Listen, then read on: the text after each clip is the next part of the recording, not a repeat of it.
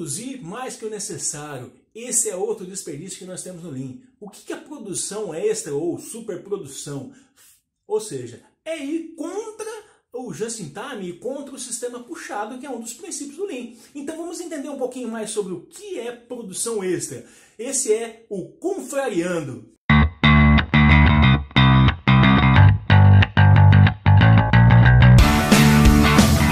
Entender o que é o desperdício da superprodução. O exemplo que eu gosto de dar, indo para o lado da vida real, é: se eu tenho uma família de 4 pessoas e eu estou fazendo a refeição da minha família, eu tenho que fazer a mistura. Vamos falar assim, se eu estou fritando um bife, eu teria que fazer 4 bifes, né? Um para cada uma, né? Se eu estou fazendo 1 a mais 5, o que vai acontecer?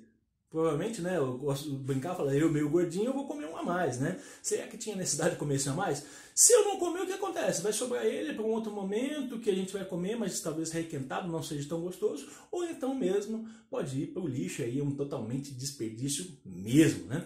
Então, quando a gente fala de produzir produção extra, que é um desperdício, é fazer mais do que o necessário, fazer mais do que a demanda, ou seja, não é um sistema puxado, não é baseado na demanda, é baseado numa necessidade da capacidade, numa outra situação.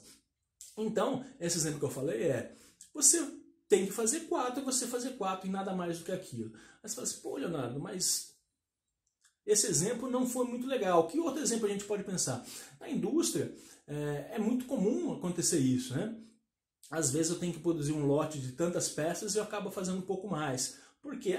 Para aproveitar o setup, para aproveitar outra situação, ou então para aproveitar o turno, porque vai virar o turno. Às vezes de forma planejada ou organizada em função da liderança, ou muitas vezes o próprio operador acaba produzindo mais. Vou fazer um pouquinho a mais, porque sempre sai uma peça com defeito, vou fazer um pouquinho a mais para garantir minha produtividade do dia, ou qualquer coisa do tipo. E aí o que acontece?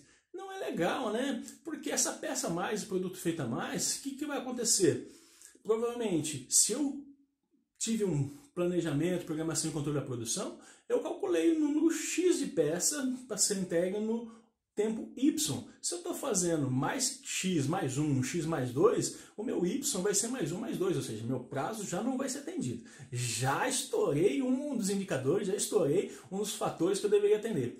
Outra coisa é, o cliente provavelmente não vai comprar. Lógico, tem algumas situações bem remotas aí, mas geralmente o cliente quer somente aquilo que ele encomendou. O que vai sobrar com esse excesso que eu fiz a mais? Ele vai cair em estoque, vai cair naquele outro desperdício que nós já conversamos, estoque. Ou seja, a produção extra, fazer a mais, além de atrasar, ou seja, não atender o planejado, provavelmente ele vai gerar estoque, ou seja, vai gerar um outro desperdício.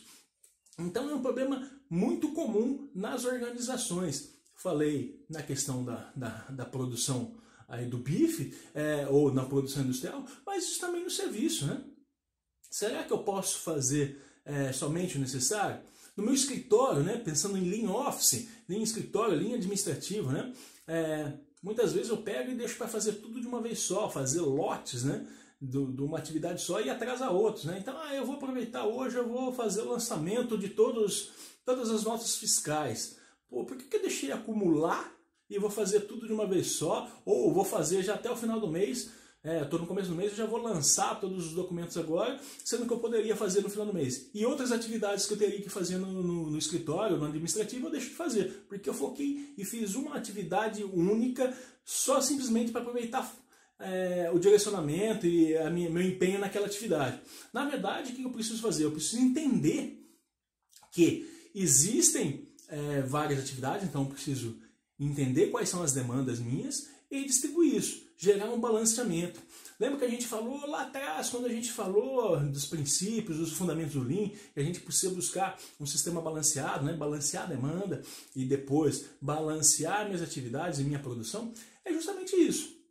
Então, assim como na indústria, ou administrativo também, eu preciso entender minhas demandas semanais, diárias. Talvez na indústria, ou quando a gente fala principalmente na operação, isso seja mais claro, porque eu sei quantas peças que eu tenho que fazer, porque tem um planejamento disso, tem os pedidos entrando, então eu consigo ficar mais visível isso. No administrativo, às vezes, é menos tateável, é mais difícil enxergar, né? Mas eu preciso ter claro quais são as minhas atividades do dia, da semana, quais são os meus prazos para entrega disso, quanto tempo eu demoro para fazer cada uma dessas atividades, e aí eu vou balancear, ou seja, organizar para que eu faça todas elas dentro do prazo. Então não basta fazer uma atividade A do início até o final, acabar ela para me livrar, né, dela e atrasar outras atividades. É muito comum isso, né? Não ter essa organização. Estou falando aqui tanto em administrativo quanto na produção ou qualquer outro tipo de negócio. Se a gente falar ainda da superprodução, a lógica de repente da gente, numa área logística, a gente ter 10 caminhões para carregar e a gente focar apenas em um, sendo que os 10 têm que sair junto num comboio. Estou sendo bem drástico aqui, mas vamos pensar que tem que sair um comboio de 10 caminhões. E eu carregar apenas um, né? Superprodução naquele e esquecer dos demais e não equalizar isso. O que acontece? Depois vai gerar um outro desperdício, que é a espera, né? Aquele caminhão que eu carreguei primeiro vai ter que esperar os outros 10. Então tem que equilibrar isso, produzir somente o necessário, produzir no tempo necessário, na ordem necessária, da forma necessária, né? Então é muito importante isso. Isso vai agregar valor. Agregar valor é fazer o que meu cliente espera, o que ele quer, né? Então, fazer esse sistema puxar é justamente essa lógica. Falei aqui de uma das ferramentas que a gente acaba usando dentro do Lean, que é o nivelamento. Outras técnicas que a gente pode usar é o próprio Just in Time, né? Just in Time, fazer certo no tempo certo. Ou seja, fazer um sistema onde eu compro, produzo somente o necessário puxado, né? Isso é muito comum nas montadoras, a gente enxerga muito isso, montadoras automobilísticas, onde a montadora tem lá no seu local, lá na linha de montagem, somente o necessário, literalmente. Vamos dar um exemplo aqui, o pneu. O pneu ele tem ali um estoque para 1 hora, 2 horas, um tempo mínimo de estoque ali. Conforme ele vai consumindo, ele sabe que o fornecedor de pneu vai chegar antes, obviamente, de acabar aquela quantidade, um pouco antes, tem uma margem de segurança, ele vai chegar e vai repor aquela produção, vai pôr uma quantidade ali de novo. E isso é um reabastecimento constante, né? Então aí, periodicamente, de hora em hora, de tempo em tempo, vai acontecendo esse reabastecimento. Até por isso é muito comum essas montadoras, quando tem esse sistema, ter multas altíssimas para quem não atende esse requisito, né? Então, por quê? Se não chegar um pneu ou qualquer outro componente, provavelmente a linha de produção vai parar. E quanto custa uma linha de produção parada de uma montadora dessa? Que eles trabalham em grande escala, em grande produtividade, né? Então é altíssimo esse processo, é altíssimo a multa, né? A multa é com relação às horas paradas da linha, né? Quem trabalha com isso conhece muito bem e sabe dessa situação aqui. Então, essa é uma das ideias, né? Obviamente, existem os riscos no processo de fazer isso. Então, muitas vezes o que a gente usa para sistematizar, para organizar o Just in Time é o Kanban. Kanban em japonês significa cartão. Então, você usa cores, cartões, informações, hoje algumas adaptações para o sistema. Mas o Kanban, geralmente, tradicionalmente, ele usa as cores do semáforo. Então imagine lá uma linha de produção, vou pegar essa linha de produção aí de carro que a gente falou no automobilístico. Vamos pegar um outro componente, eu preciso de repimboca da parafuseta. E a repimboca da parafuseta não tem uma entrega constante de hora em hora, porque o consumo dela é menor do que o pneu. Mas eu tenho que garantir que ele não falte e eu preciso ter uma quantidade mínima ali. Então eu tenho algumas caixas, eu tenho algumas embalagens com produtos e aí eu ponho cores nela. Então, verde, tá ok, amarelo, opa, tá acabando, preciso acionar um novo pedido, e vermelho, eu estou na minha margem de segurança ali, ou seja, vai acabar. Então, em função disso, muitas vezes eu uso quadro, e hoje também via eletrônico, conforme eu vou consumindo minhas caixas, vou consumindo minhas embalagens verdes, e entro no amarelo, automaticamente, ou através de alguém, essa informação vai chegar para o fornecedor, para que ele forneça novos componentes, forneça novas repimbocas da parafuseta. Assim, para que garanta que chegue o produto novo, que chegue a nova repimboca, para que não falte, para que o vermelho não estoure. Isso também pode acontecer internamente, estou falando externo, mas internamente também. Abastecimento de linha com base nesses cartões. Precisa ser exatamente os cartões, painéis? É o comum ainda, mas eu posso usar simplesmente gavetas coloridas, ou onde eu enxergue um nível e quando bater aquele nível eu faço um novo reabastecimento? Sim, nos supermercados são dessa forma, né?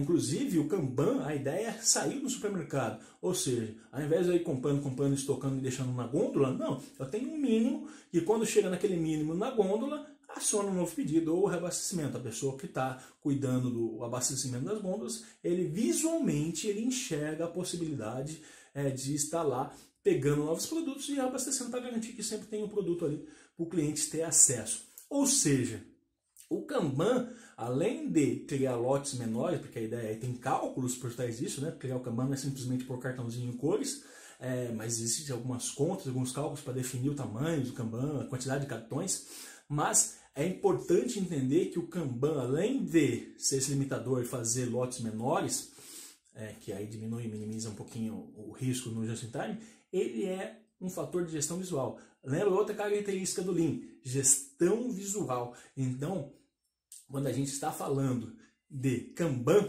Kanban é uma ferramenta de gestão visual muito legal. Hoje, obviamente, tem adaptação do Kanban que eu falei, por eletrônico e outras formas, e até por nossas atividades do dia a dia. Em gestão de projeto, hoje o pessoal tem usado muito Kanban para mostrar a movimentação de atividades. Então, eu posso usar isso no meu office, não precisa ser simplesmente no projeto. Estou falando no meu escritório e eu sei as atividades que eu tenho que fazer, quais são os pedidos que eu tenho que tirar, quais são as tarefas do meu dia a dia. Eu anoto isso em post-it, em cartões, e vou colocando em três subdivisões. O que eu tenho que fazer, o que eu estou fazendo e o que já foi concluído.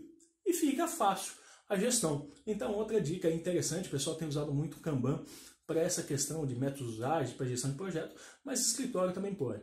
Mas a ideia é eliminar, ou seja, fazer somente o necessário no tempo certo, no momento certo, ou seja, eliminar o desperdício da superprodução ou da produção extra. Tá? Então, a ideia é trabalhar somente o necessário. Essas são as dicas de hoje do Confariando.